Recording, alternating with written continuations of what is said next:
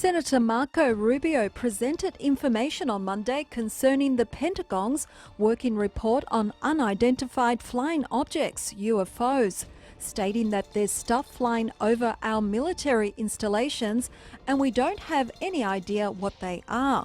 Rubio sat on the Senate Intelligence Committee and proposed a bill last summer that called for the Unidentified Aerial Phenomenon Task Force to update its data information and collection in order to enhance our understanding what the UFOs are and where they came from.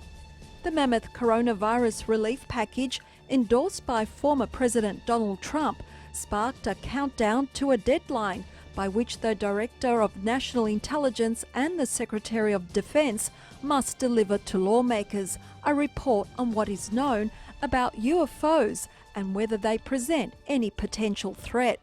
The Director of National Intelligence is to submit a report within 180 days covering unidentified aerial phenomena or anomalous aerial vehicles.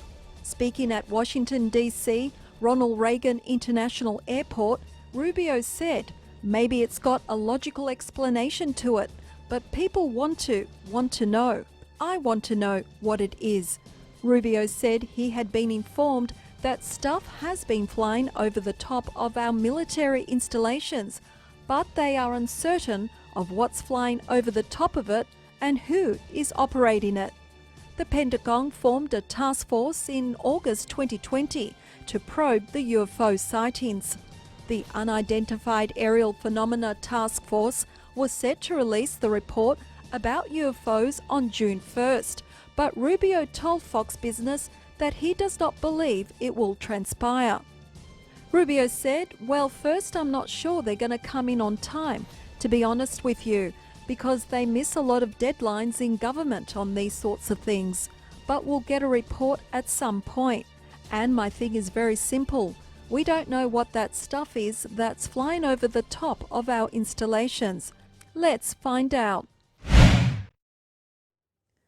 Amazon has a lengthy and volatile feud with Senators Bernie Sanders and Elizabeth Warren over their condemnations of its labour and business practices. The clash reached new heights last week when Amazon assertively went after both senators on Twitter. On any new irritable tweets from an Amazon executive or the company's official Twitter account, insiders and observers alike frequently ask what the hell is going on. It turns out that Amazon leaders were retaliating following a directive from the higher echelon. Amazon CEO Jeff Bezos voiced the disappointment that company officials were not forceful enough to push back criticisms towards the company that he and other leaders regard as incorrect or misleading.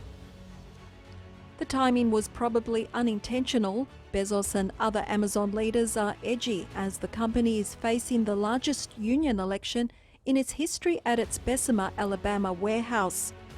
If most employees vote to unionize, it could initiate a chain reaction at other facilities, potentially forcing the e-commerce giant to revamp how it handles its hundreds of thousands of frontline US workers. There was fear among the executive ranks of Amazon the last time a union election was held at an Amazon facility in Delaware, even though the majority was against unionization. In that election in 2014, only a small subset of 27 personnel voted. In Alabama, the stakes are much higher, with almost 6,000 workers entitled to vote. Last week, the news broke out that Sanders intended to visit Alabama in the final days of voting. Dave Clark, a top Amazon executive, launched a Twitter thread that began with the following post: "I welcome @Send Sanders to Birmingham and appreciate his push for a progressive workplace." Clark's account posted on Wednesday, "I often say we are the Bernie Sanders of employers, but that's not quite right because we actually deliver a progressive workplace."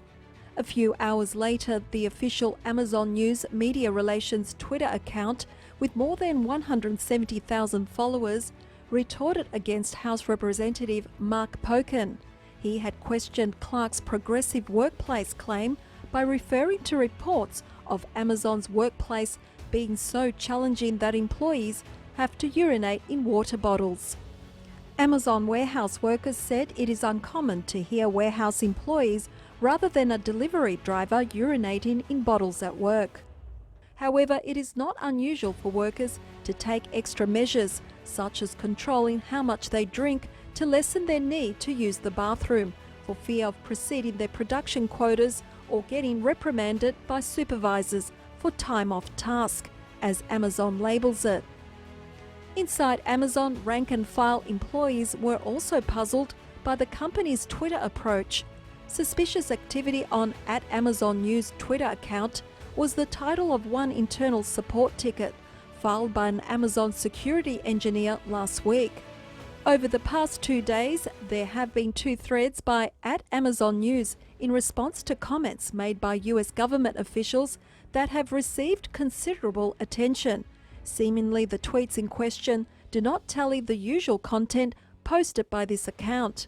The security engineer noted that the tweets were posted using Twitter's web app rather than Sprinkler, the social media management software typically used by the Amazon News account to post tweets. The tweets, according to the security engineer, may be a result of illegal access. The US Customs and Border Protection (CBP) began seizing disposable gloves produced by Top Glove Corporation PhD in the wake of its forced labour practices. Senior official performing the duties of the CBP Commissioner Troy Miller said, "We have sufficient information to believe that Top Glove uses forced labour in the production of disposable gloves. Merchandise covered by the forced labour finding is subject to seizure upon arrival at a US port of entry. The finding is the result of a months-long CBP investigation aimed at preventing goods made by modern slavery from entering US commerce."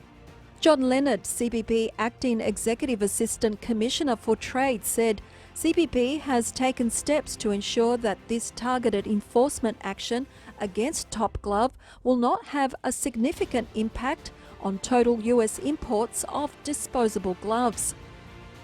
CBP said that these findings expanded upon a withhold release order, WRO, that CBP issued in July 2020. WRO issued earlier included debt bondage, excessive overtime, abusive working and living conditions, and retention of identity documents. Top Glove has 60 branches and exports to more than 195 countries, responded that it has taken extensive rectification actions to improve its labour practices. According to the New Straits Times report, BMI was awarding Top Glove as one of HR Asia's best companies to work for in Asia 2020, Malaysia, for the 5th time in a row. In early morning trade, Top Glove's shares had fallen to nearly 5%.